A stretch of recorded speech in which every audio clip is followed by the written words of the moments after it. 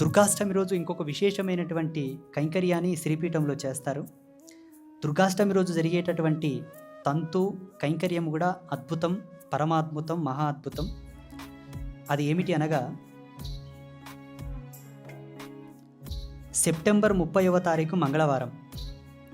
మంగళవారం రోజు అమావాస్య వచ్చినా, మంగళవారం రోజు అష్టమి వచ్చినా చాలా విశేషం అని చెప్తారు శాస్త్రంలో. సెప్టెంబర్ 30వ తారీఖు దుర్గాష్టమి ఉంటుంది. దుర్గాష్టమి రోజు శ్రీపీఠంలో ఒక అద్భుతమైనటువంటి తంతును అమ్మవారికి ఏర్పాటు చేస్తాం. సప్తమి రోజు అర్ధరాత్రి 12 గంటలకు అమ్మవారికి ఎదురుగా కుంభం పోస్తాం. అన్నపు రాశితోటి కుంభం పోస్తాం.